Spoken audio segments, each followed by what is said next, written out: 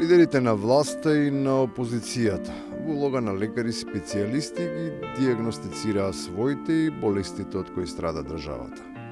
Воглавно може да се заклучи дека се мачиме од главата, а од неа му се прави притисок и на дигестивниот тракт, па поради лошото варење, видливи се и проблеми со столицата.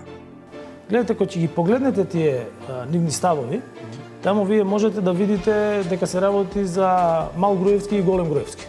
Кај господинот Ковачевски Фројд проработил. Може би тој има лична фрустрација од мали работи. Сметам дека проблемите на Северна Македонија се многу помалку од психотерапевтска природа. Односно, тие се многу повеќе проблеми од гастроентерохепатолошка природа.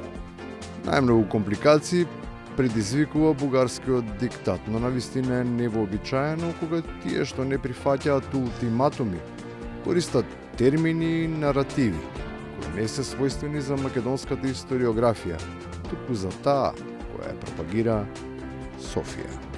Не сакам да подпишам протокол во кој што Илинденското преображанско восстание ќе биде бугарско. Илинденското е Крушевското, тоа другото е сепак нешто друго. Но билањето поени со жестоко ефтин популизам е посебен и можеби ќе биде скапо платен политички феномен. Особено ако се преди црвената линија, па романтичниот занес се престрои во радикален екстремизам.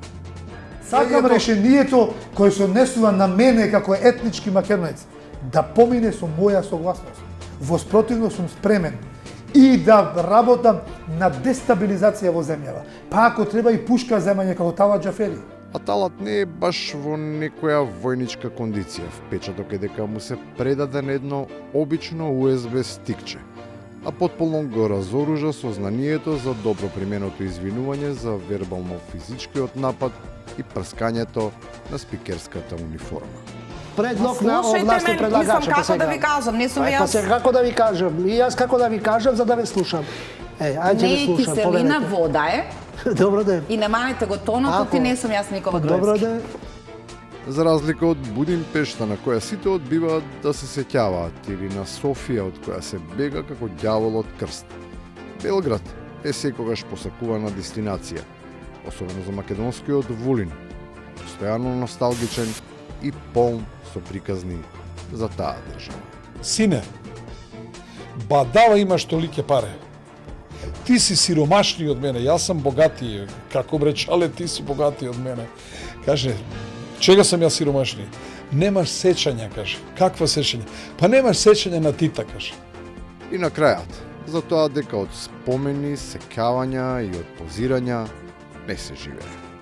И освен популизам, ни ВМРО, ни СДСМ, ни ДУИ, ни било кој друг, дај ми елемент кој што не е таков. Чак и левица освен популизам, што друго продава?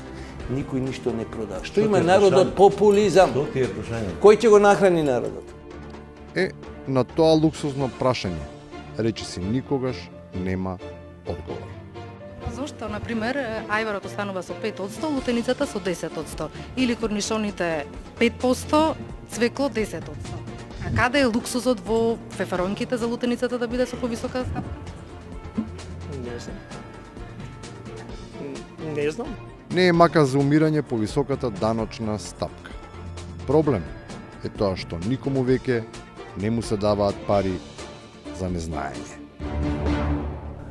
Гаси светло.